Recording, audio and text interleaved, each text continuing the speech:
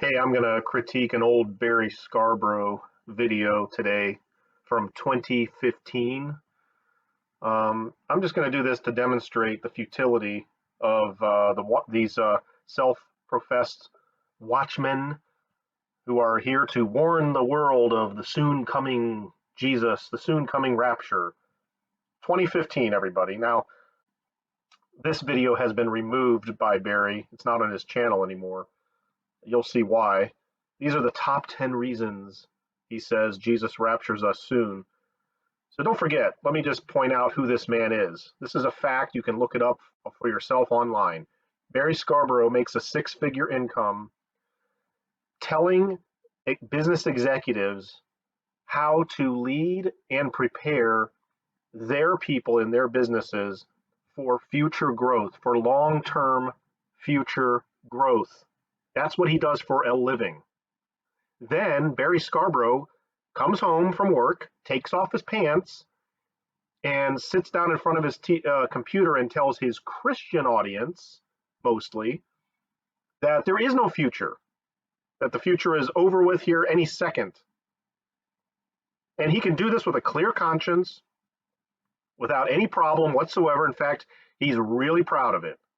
So again, how can a guy who claims to be a Christian and have the Holy Spirit spend all day long making money telling business executives that, here's how to make your future better? And meanwhile, the whole time he's thinking it's at the same time, well, I actually know there is no future for these guys because the Great Tribulation is coming and I'm out of here, right? And then go home and tell his Christian audience an entirely different thing. One of those things he's doing is a lie.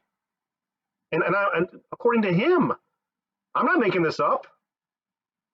So he just spent, the better part of 30 minutes telling everyone and on his channel why it's soon. Oh my goodness, it's so soon. We know it's soon. We know. And then he finishes the video by summarizing. So I'm going to use the summary because it's a lot faster. So he starts off with his wildly stupendous claim here that he is a watchman, and we're all just supposed to accept that, and God is talking to him in dreams and stuff like that. So let's see what he says. So how is the Lord giving us dreams and visions at the end times if it's not true? Okay? How is he telling me and telling you and so many other believers, giving us prophetic dreams and waking us up as never before, unless it was coming? So 10 reasons we know, guys, while the time is short. I'll recap. Number one. So Barry, it's because he's not doing that. So Barry thinks he can fantasize and pretend that God's talking to him through dreams. And then he's like, well, how could it not be true if he's telling me these dreams? I mean, have you ever heard of something that ridiculous in your entire life? So here's the other problem I have with Barry. Hey, Barry, every night in a typical 24-hour period, let's say, 7 or 8 billion with a B people go to sleep and have dreams. 7 or 8 billion people worldwide, Barry. You're going to tell me that God has picked you alone to feed information through your brain into your dreams that represents end times messages. You come on here and make the ridiculous claim that this dream I had the other night about the Baltimore, Ravens and playing a team that they don't play much.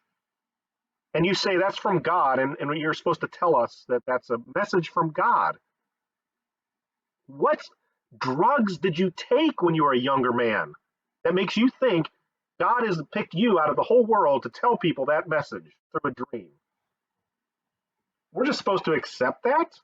Guy has no semblance of humility in him at all. He gets on here like his little cocky self and goes, hey, everybody, I dreamed this, and obviously you're supposed to listen to what I have to say. Obviously, I'm a messenger from God. I mean, come on.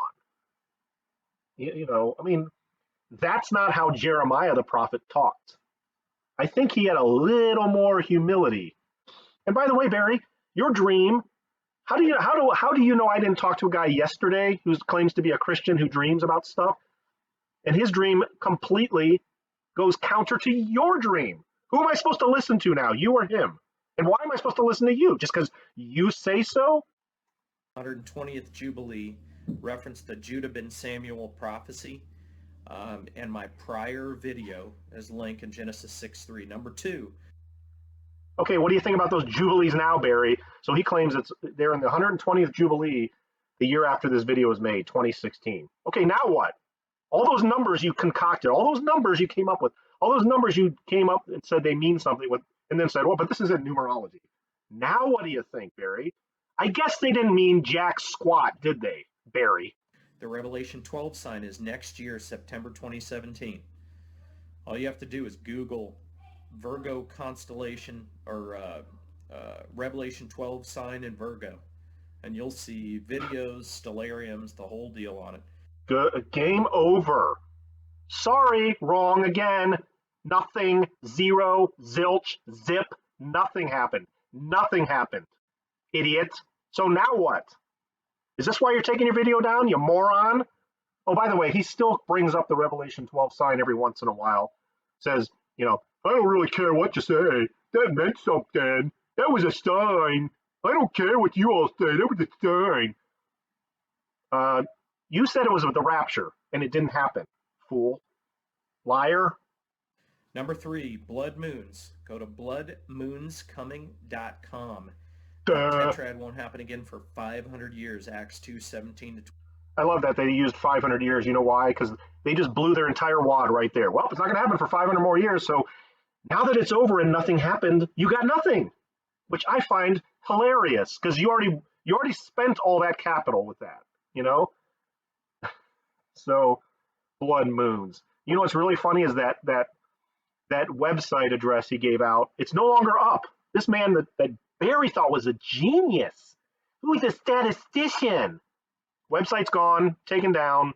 Charlatan, yet another in a line of charlatans. Why do people keep listening to these morons? These liars, these charlatans. 21, number 4. So far, 3 out of 3 are wrong, Barry. 3 out of 3 are completely gone. Off the table. Nothing. Dreams and visions. Okay, my channel, other Watchmen, most Hello. impressive to me are stations like Bob Barber and Harpazzo Rapturo. Just check them out. Yeah. Check them out. And game over. Either they're liars or lunatics. They're both. They're both. Or they're telling the truth, guys. Well, they're not telling the truth because 5 years later, nothing. Still nothing. Which, by the way, you go on Rapture, whatever the one, Harpazzo, you'll find multiple people disagreeing with each other. Idiot. How is it supposed to be true if they're disagreeing with each other? You even watch the people that talk? Oh, no, I'm sorry. You don't watch people. You just listen to your own big fat mouth. Number 5, generation of the fig tree parable. And I found the verse for you. So it's Matthew 24:32-33. Now learn the parable from the fig tree when its branches already become tender and it puts forth its leaves. You know that summer is near.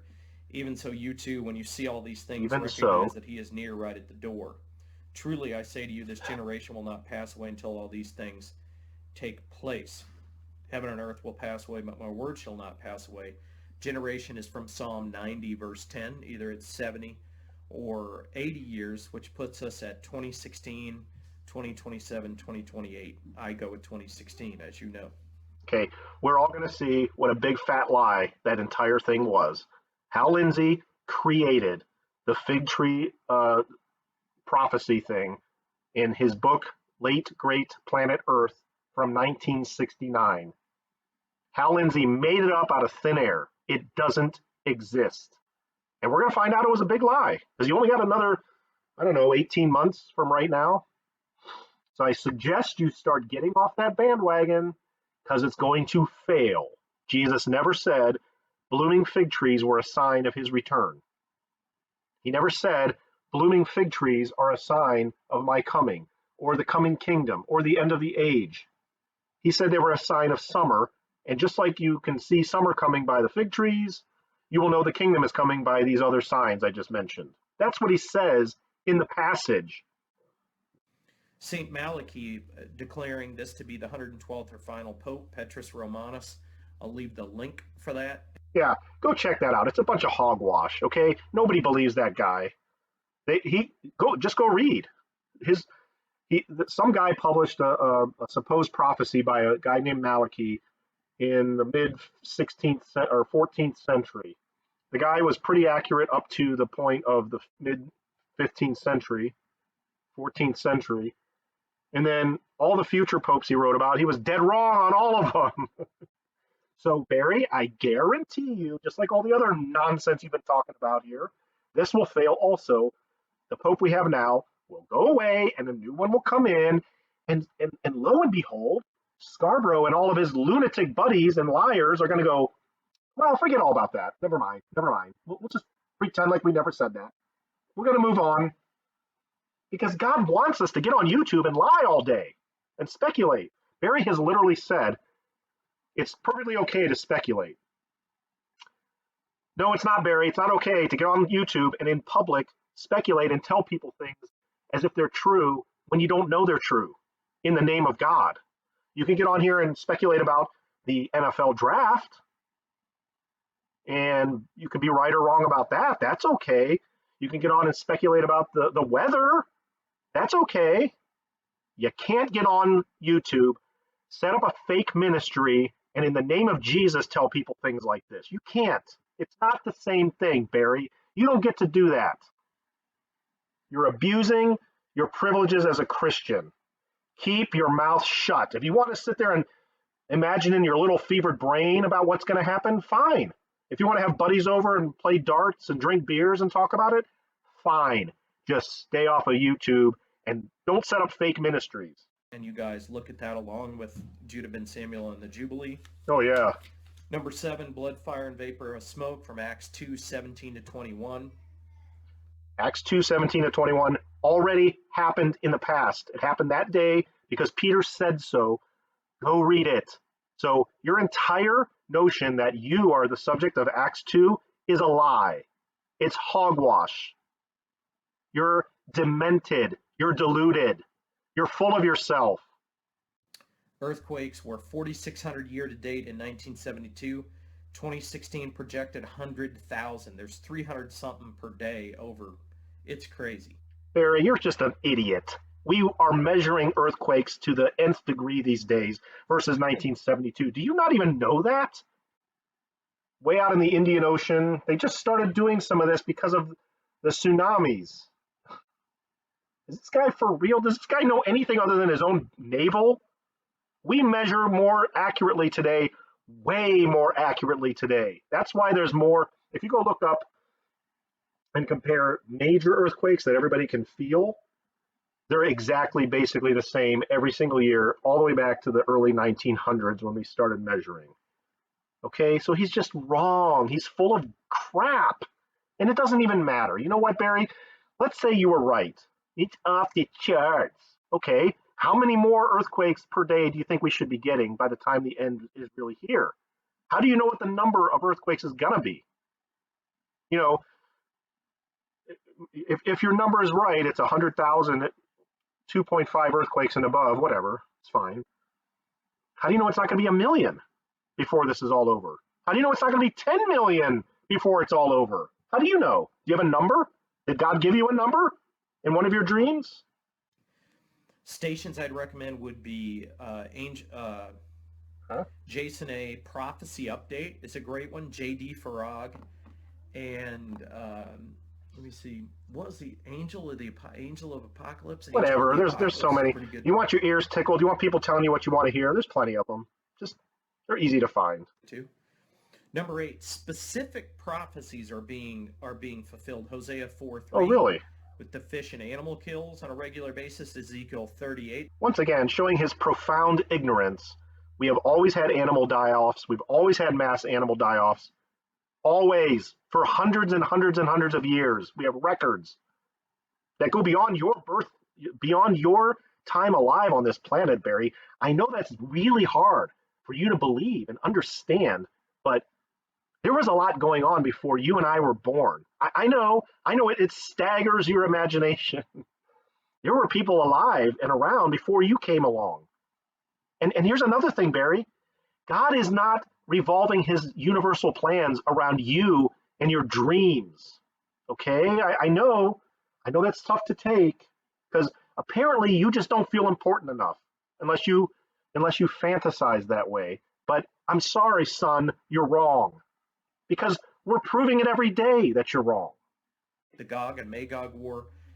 Jerusalem is surrounded. Gog It is and Magog not. is about ready to break out. God, you are such a freaking liar. It is not surrounded by armies. Go get in your little car and drive to your little airport and fly over to Jerusalem. You will not see one army around Jerusalem. You filthy liar. Just make stuff up that anybody can check out for themselves. He just says it. The arrogance of this guy. Jerusalem is not surrounded by armies. Jeremiah 51, there was a report in the prior year, and then again in this year, Jeremiah 51. He may as well tell us that, the moon is made of, chocolate. This is made of chocolate, just believe me. I'm Barry Scarbrough. Everything I say is true. Zika is mentioned in Matthew 24. Isaiah 17:1. It's not. No, Zika is not mentioned anywhere in the Bible, you moron. And by the way, I'm talking to you in 2020, and we've all forgotten about Zika because now it's the coronavirus. So what about Zika now? Which goes to show again, these people don't know the future, so they sit there and act like, well, this is the worst it's ever going to be. We have the Zika virus. It's going nuts. And then, lo and behold, coronavirus comes along, and it's a worldwide pandemic with billions of people in their homes, and their minds are just exploding. And I'm like, okay, now that we've had this coronavirus thing and we get through this, how do you know there's not something else down the pike that's just as bad or worse? How do you know? How do you know there's not a million earthquakes a year coming? How do you know? How do you know we've peaked is the point. You're already lying and making up other stuff. You already don't know your numbers. You already are using false information. Let's just assume, though, it's all true. You still don't know what's coming. You don't know how bad it can get. Damascus shall become a ruinous heap. I think that's pretty clear since there's, 6 warring nations all in one little country. And when Damascus does not become a ruinous heap, Barry, then what are you going to say? See, every single thing you've said so far has been false. Syria now. It's crazy. Point number 9, Revelation 17:18 and 8. Revelation chapter 17 and 18. U.S. is clearly Babylon, guys. No, it isn't. Come out of her, my people. No, it isn't. Come out of her, my people. No, it isn't. No, it isn't. That's a command to come out of Babylon. So, are you doing that, or are you squarely in Babylon? I mean, I don't know. You make a pretty good living telling executives a bunch of lies all day because you think this is it and we're out of here and the tribulation is coming, but you're lying to them and taking their money. Revelation 17 and 18. So we're Babylon, there's no doubt. And well, why don't you put yourself in that? You're Babylon. How about that? Stealing money from executives and telling them false things that you think are false, and you come home in the name of God and tell people the exact opposite. A day. Well, how does a country like us get destroyed in a day? I don't know. Unless the bombs go down and we go up, guys, to be honest with you. It's the only way it could possibly happen. There's a case to be made that the Roman Catholic Church is Babylon. I contend that if you read Revelation 17 and 18, it's us. He's so sure of himself. He's such a scholar. What a scholar he is. And then the final sign, number 10, satanic attacks. How do you have statues to Baphomet, prayers to Satan to invoke, Hey, Barry, we both grew up in the 70s and 80s. He acts like today it's more satanic than ever before. I remember my 13-year-old friend in the neighborhood had a stack of heavy metal albums with satanic symbols all over them. You guys don't remember this? Is this guy so deluded? He doesn't even remember his own childhood? We had Dungeons and Dragons. Remember that? I can just show you. I can show you Hal Lindsey's book where he's going on and on in 1969 about how satanic everything is. Barry acts like the last 5 years have been the most satanic in all of human history. I mean, when Jesus walked the earth, everything was satanic. There were demons literally in constantly possessing people around. It was a normal thing. Do you guys have any idea about anything? Anyways, the Baphomet. Here's one last point I'll make about that. The Arch of Baal that temple to Baal and the arch that remained, it actually stood. The actual temple to Baal was standing over in the Middle East for 1900 years, okay, until ISIS came and wrecked it, destroyed it. Thank God. God used evil ISIS to destroy that evil place. Okay, he's done that in the past. He's used Babylon, right? So he destroyed it a few years ago. Having it had stood for 1900 years over there. Do you know these morons here never once said one word about that? Nobody ever came forward and said, you know, this is really bad. This is really a travesty that the temple to Baal is still standing. We need to go over there and destroy it, or put pressure on that country. I forget which country it is to destroy it. I think it's Syria. No Christian ever even cared about it. The actual temple.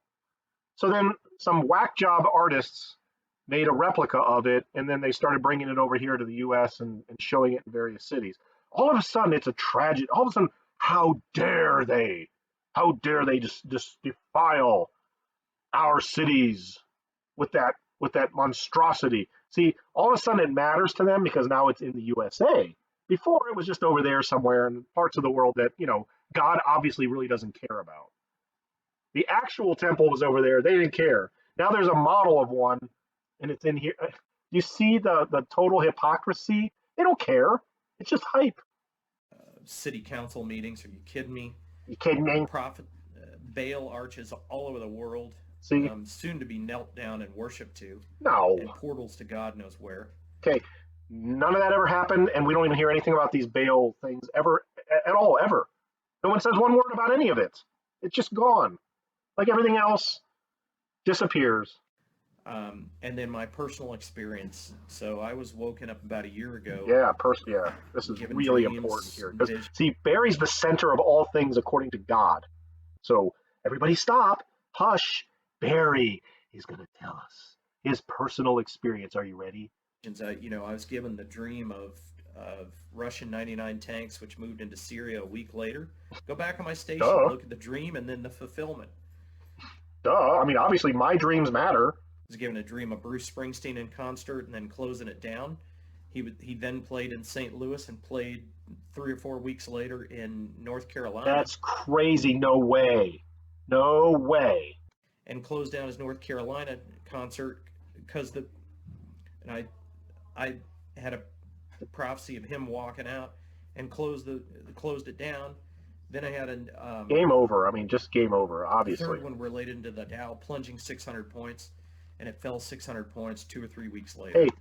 Hey, imbecile! Did you have a dream about the Dow falling 10,000 points? No, you didn't. Well, that's funny because that just happened this quarter.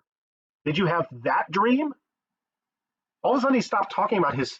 Lately he stopped bragging about his 600-point Dow drop. Why? Yeah, because it's been overshadowed by the 10,000-point drop that he never mentioned. Charlatan. Hey, my next door neighbor had a dream about the Dow dropping 800 points.